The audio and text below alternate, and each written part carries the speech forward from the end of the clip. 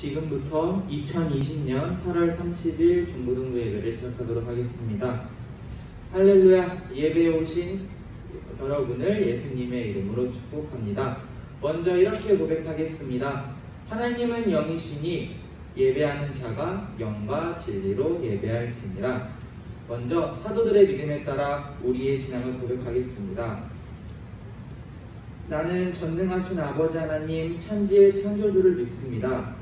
나는 그의 유일하신 아들 우리 주 예수 그리스도를 믿습니다.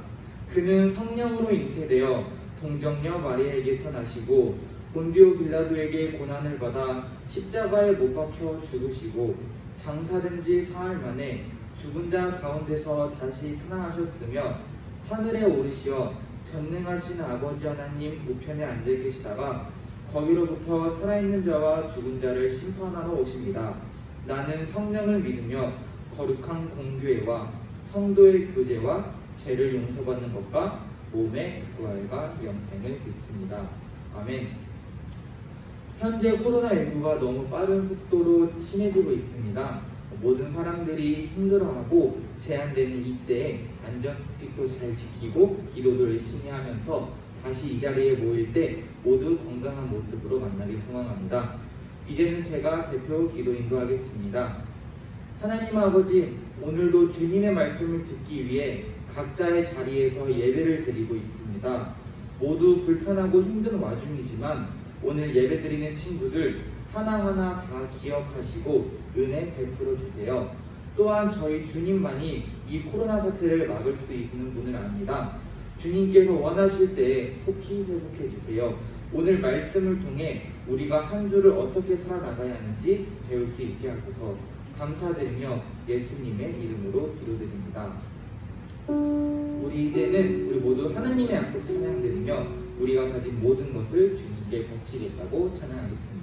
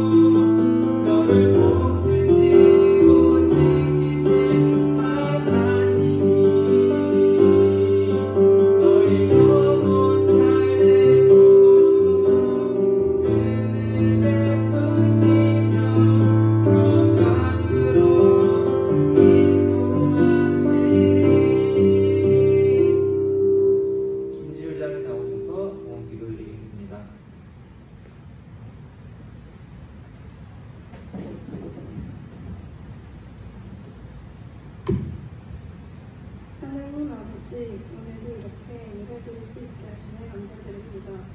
하나님, 저희가 작은 예를 드립니다. 온라인으로 드리지만 부지는 함께 축복하여 주시고 예배 받아주셔서 좋은 곳에 쓰일 수 있도록 감사드리며 예수님 이름으로 기도드렸습니다. 아멘.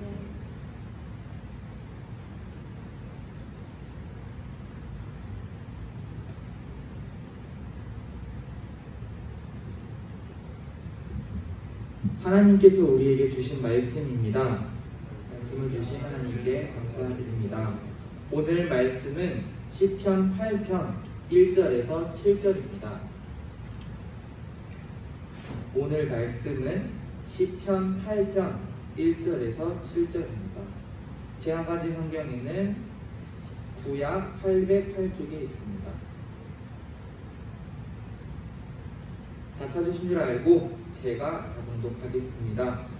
여호와 우리 주여, 주의 이름이 온 땅에 어찌 그리 아름다운지요. 주의 영광이 하늘을 덮었나이다. 주의 대적으로 말미암아 어린아이들과 젖먹이들의 입으로 권능을 세우시며 이는 원수들과 보복자들을 잠잠하게 하려 하심이니이다. 주의 손가락으로 만드신 주의 하늘과 주께서 베풀어 두신 달과 별들을 내가 보오니 사람이 무엇이기에 주께서 그를 생각하시며 인자가 무엇이기에 주께서 그를 돌보시나이까.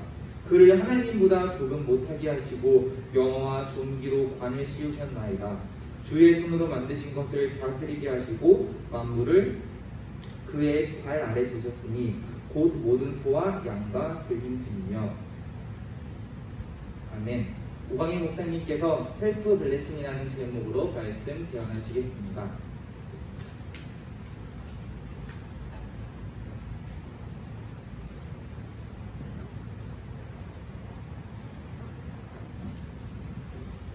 네, 반갑습니다. 지금 3명 보고 계시더라고요. 3분 안녕하십니까. 나머지 분들도 속히 오시기를 바라면서 오늘 셀프 블레싱이라는 제목으로 말씀을 전하고자 하는데 동서복음을 막론하고 또 남녀노소를 막론하고 가장 듣기 싫은 말이 뭘까요?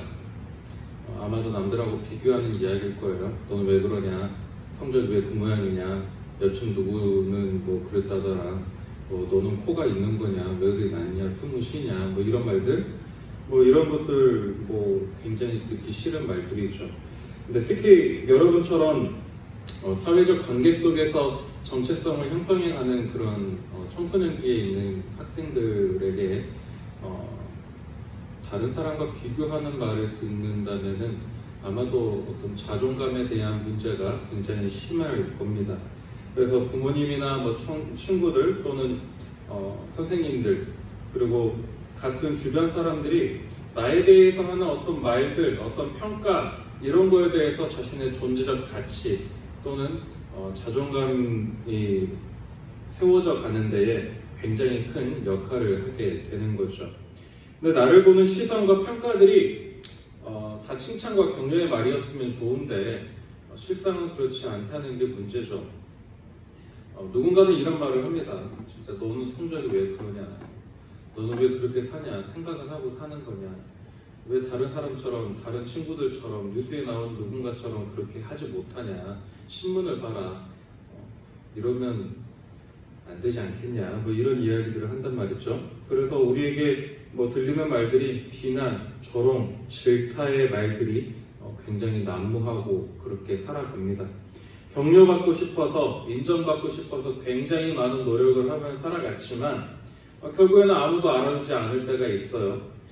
나름대로 노력하고 애쓴다고 했는데 주변 사람들이 알아보지 못하고 또 알아볼 만큼의 좋은 결과들이 나타나지 않을 때가 분명히 있습니다. 그럴 때는 어떨까요? 자신감이 사라지죠. 자존감이 확 떨어지면서 하던 일을 멈추고 그냥 포기하고 그냥 아무것도 안 하고 그냥 잠수 타버리고 싶은 그런 마음들이 있어집니다. 근데 사실 나는 사람들이 평가하고 사람들이 생각하고 이야기하는 것보다 더 많은 것을 생각하고 더 많은 것을 경험하고 듣고 보고 판단을 하며 살아가고 있거든요. 많은 사람들이 나를 볼 때에 나에 대해서 제대로 알지 못하는 사람들이 나에 대해서 뭐라고 이야기를 한단 말이에요. 정말 나에 대해서 뭐 속된 말로 쥐뿔도 모르면서 자신들의 어떤 편협한 생각 속에 자신의 잣대로 나를 갖다가 막 짜맞춰 놓고 나를 그렇게 평가를 하는 거죠. 근데 그럴 때면 어때요? 우라통이 터지는 거죠. 그러다 보면은 이런 생각이 듭니다. 하나님께서 나를 만드신 목적이 있고 내가 살아가야 할 이유가 분명히 있다고 하셨는데, 그런데 그게 뭔지 모르겠어요. 내가 왜 살아야 되지? 내가 왜 이런 일들을 해야 되지? 라는 생각이 든단 말이죠. 도무지 알 길이 없고 그런 게 있는가? 하는 그런 마음도 들어갑니다. 근데 여기서 우리가 무너지면 결코 안 된다라는 거죠. 나를 향한 다른 사람들의 말과 평가와 시선을 넘어서 내가 정말 어떤 존재인지 스스로 깨닫고 또 그런 모든 것들을 견뎌내면서 나를 굳게 잡아 세워야 합니다. 그러기 위해 나의 중심, 나의 자존감을 되찾아야만 한다라는 거죠. 근데 꿈도 희망도 없이 살아가는 것 같은 내 삶 속에 내가 다시 일어날 방법을 찾아야 된다라는 거예요. 그럼 그 방법이 뭘까요? 어떻게 찾을 수 있어요? 오늘 말씀을 통해 찾을 수 있어요. 자, 오늘 본문을 주목해 보세요. 오늘 본문은 여러분이 잘 아는 찬양의 가사이기도 합니다. 시편 8편이라는 제목으로 꽤 많이 알려져 있는 찬양이고, 그래서 우리가 처음 1절부터 굉장히 익숙한 그런 말들이 나오죠. 여호와 우리 주여, 주의 이름이 온 땅에 어찌 그리 아름다우신지요. 시편 8편은 다윗이 쓴 고백입니다. 하나님이 어떤 분이신지, 그리고 우리 인간은 어떤 존재인지에 대해서 말씀하고 있는데, 먼저 3절을 함께 읽겠습니다. 3절입니다. 시작. 주의 손가락으로 만드신 주의 하늘과 주께서 베풀어 두신 달과 별들을 내가 보오니. 자, 하나님이 어떤 분이신 거예요, 지금? 온 세상 만물을 뭘로 지으셨다고요? 지으라 뭘로 만드셨다고요? 손가락으로 만드셨다라는 거죠. 손가락으로 지으시는 위대하고 능력 있는 창조주가 바로 우리 하나님이시라는 거죠. 그러면 우리 인간은 어떤 존재일까요? 우리 인간은요, 먼지 같은 존재예요. 과학계에서 이렇게 이야기하죠. 우리 지구에 대해서 설명할 때 뭐 태양계, 그 다음에 뭐 우리 은하계, 그 다음에 무슨 행성계, 그 다음에 아무튼 섬광 이렇게 해가지고 막 나가잖아요. 그렇게 쭉 가다 보면 뭐예요? 지구가 티끌만해진단 말이에요. 우리는 굉장히 넓다라고 생각하고 있는데 우주로 나가보면 굉장히 티끌 같아요. 그 티끌 같은 지구 안에 우리가 살아가고 있는 거죠. 그러면 정말 이거는 뭐 있는지 없는지도 모를 정도의 그냥 별거 아닌 시시한 존재란 말이죠. 자, 이렇게 정말 먼지 같은 그런 존재에 불과한 나약하고 연약한 존재가 바로 우리예요. 근데 하나님께서 손수 만드신 만물을 다스릴 권세를 바로 우리 인간에게 주셨다라는 거죠. 그 말씀이 어디에 있느냐? 6절에 있습니다. 우리 6절을 함께 읽겠습니다. 6절입니다. 시작. 주의 손으로 만드신 것을 다스리게 하시고 만물을 그의 발 아래 두셨으니. 왜 그랬을까요? 왜 주님께서 하나님보다 조금 못하게 만드시면서 우리에게 그 모든 만물을 다스릴 권세를 주셨던 걸까요? 다윗이 그걸 궁금해했어요. 자, 궁금했어요. 그래서 4절에서 이런 고백을 합니다. 4절을 함께 읽겠습니다. 자, 시작. 사람이 무엇이기에 주께서 그를 생각하시며 인자가 무엇이기에 주께서 그를 돌보시나이까. 자, 먼지같이 볼품없는 존재이지만 하나님께서 우리 인간을 어떻게 만드셨어요? 보배롭고 존귀한 자로 만드시고 또 그렇게 여기고 돌보고 인도하고 계신다라는 거죠. 자, 그런 하나님께서 하나님의 자녀인 여러분에게 이렇게 말씀하십니다. 너는 나의 자녀이고 그리스도와 함께 상속된 자이다. 너는 내가 택한 보배롭고 존귀하고 거룩하고 사랑하는 자녀이다. 라고 말씀하고 있는 거죠. 세상 사람들이 뭐라고 이야기하던 간에 넌 별로 쓸모없어. 너는 뭐 별거 아니야. 너 왜 성적이 그거밖에 안 돼? 뭐 이런 말들. 너 옆 친구하고는 누구네 집 엄마 친구 아들은 어쩌고 저쩌고 막 이런 얘기들. 왜 이번 점수가 이렇게밖에 안 나왔느냐? 노력은 하느냐? 책은 보느냐? 뭐 이런 이야기들을 할 때 내 자존감이 막 깎아지죠. 뭐 잘생기고 키 큰 이런 친구들, 몸매 좋은 친구들 막 볼 때마다 내 자존감이 막 무너져 가고 있죠. 아, 저 친구처럼 이렇게 이쁘고 좀 잘생기고 그러면 얼마나 좋을까 이런 생각들을 하면서 내 자존감이 무너진단 말이에요. 근데 하나님께서는 어떻게 말씀하시냐? 야, 그런 거 다 소용없어. 다 필요 없어. 내 기준으로 봤을 때 너는 보배롭고 존귀한 자냐라고 말씀하고 계신다라는 겁니다. 구경선 씨라고 일러스트 작가가 있어요. 이분이 여성인데 2살 때 이분이 청각을 잃게 됩니다. 못 듣는 거죠. 청각을 잃게 돼요. 이분이 그래도 이분의 어머니가 이 입 모양을 보고 어떤 말을 하는지를 알려줬어요. 굉장히 노력을 해서 이제 알려줍니다. 그래서 특수학교를 가는 게 아니라 일반 학교를 갔어요. 일반 학교에서 일반 학생들과 같이 교육을 받게 했어요. 근데 이게 한다고 해도 굉장히 어려운 일이죠. 여러분 가운데 청각장애인이 있다라고 생각을 해봐요. 여러분 학교 그거 가운데. 그러면 아무래도 누군가는 그 친구에 대해서 놀릴 것이고 좀 멀리 할 것이고 제 장애 있대라는 그런 편견을 가지고 살아갈 수밖에 없을 겁니다. 그러다 보니까 이 구경선 씨가 마음에 상처를 입어요. 좌절하죠. 어떻게 할까요? 자퇴하는 거예요. 그리고 25이 되는 그 해까지 인생을 그냥 자포자기 해버립니다. 아무것도 하지 않아요. 하는 거 있어요. 게임만 주구장창하면서 그렇게 살아갑니다. 근데 그렇게 살다가 25이 되어서 그때 삶의 변화가 일어나요. 하나님을 만난 겁니다.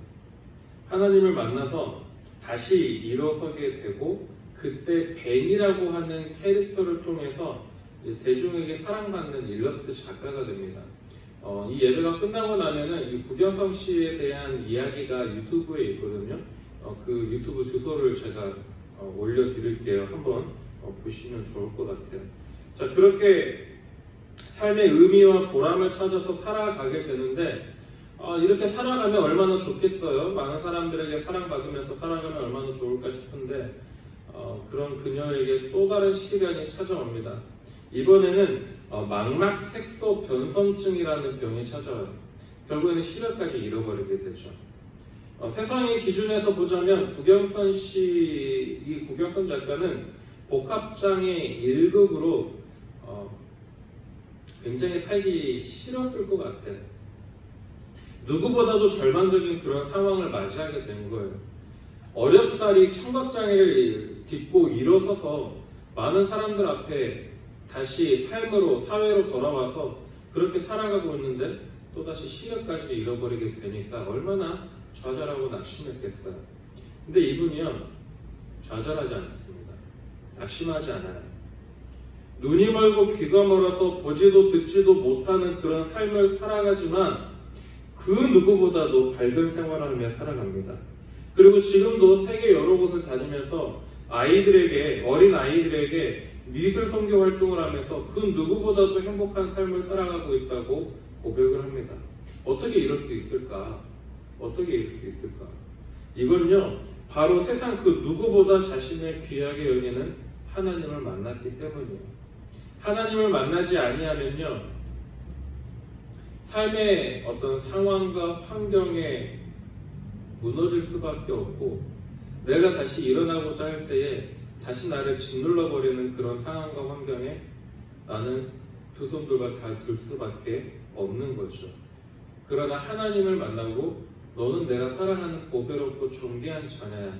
세상의 어떤 다른 기준이 아니라 너는 내가 너를 택했기 때문에 예수 그리스도로 인해서 너는 내가 자녀 삼았기 때문에 너는 나의 자녀고 너는 내가 사랑하는 자고 왕같은 제사장이야 라고 말씀을 하시는 거죠. 그렇게 하나님을 만났기 때문에 이 구경성 작가가 이런 고백을 하게 됩니다. 스스로 작가라고 생각하면 잃는 것이 많아요.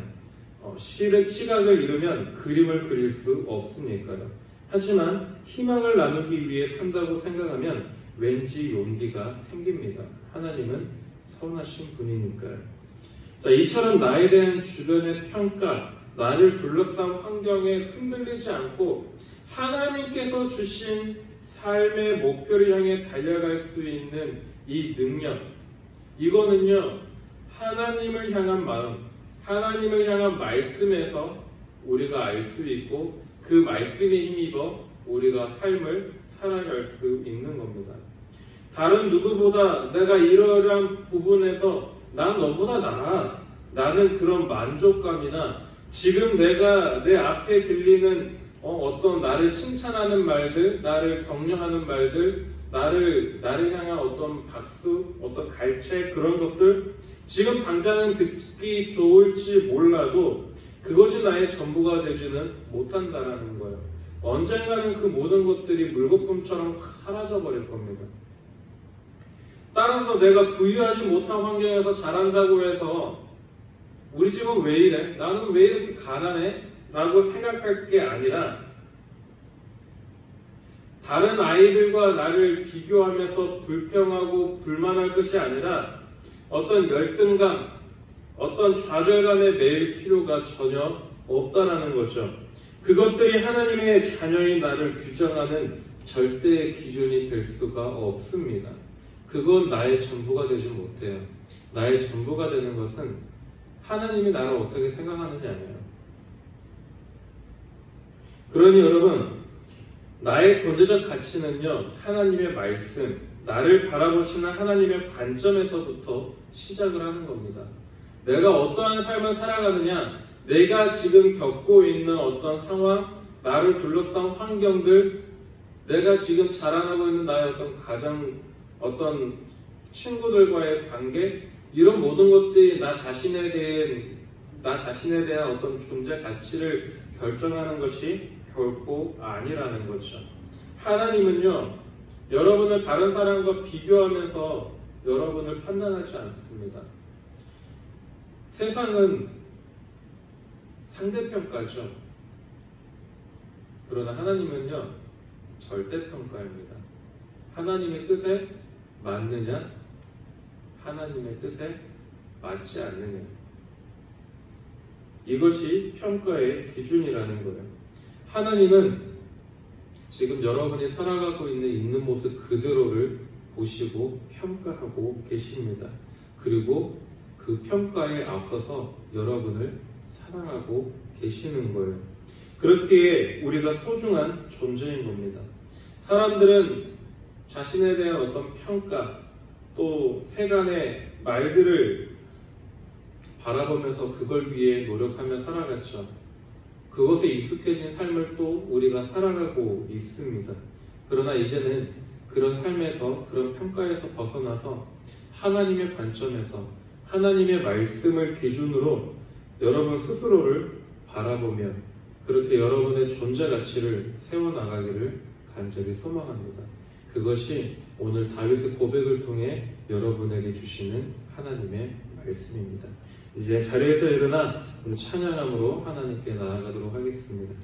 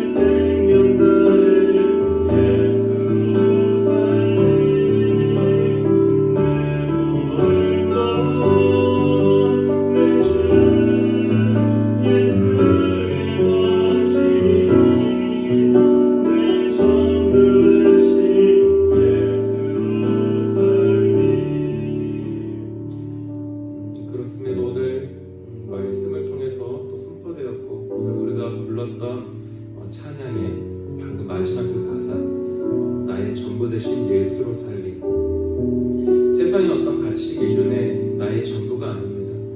세상의 어떤 평가들, 나를 향한 말들, 그런 것들이 나의 전부가 될 수 없습니다. 오직 내 삶의 전부는 예수님이고, 그런 예수님을 만나고 또 그런 예수님을 통해서 나를 자녀 삼아주신 하나님을 만날 때 나의 존재 가치가 새롭게 정립될 수 있습니다. 그러니 지금 자아 정체성을 확립해 가고 있는 여러분, 삶의 어떤 세상의 어떤 가치, 여러분을 둘러싼 많은 사람들의 세간의 평가에 휘둘리는 것이 아니라 하나님을 만나고 또 하나님께서 나를 어떻게 생각하시는가, 하나님이 나를 정말 고배롭고 존귀한 자로 여기신다라는 사실을 다시 한번 깨닫고 또 그것을 마음에 굳게 새겨서 삶의 어떤 좌절하는 순간, 고통이 오고 시련이 오는 그 순간에도 오직 하나님만을 바라보면서 하나님께 나아가는 저 여러분이 되기를 소망합니다.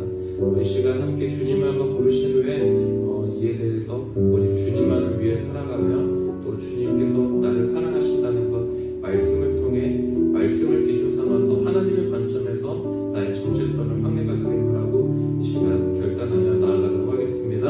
주여,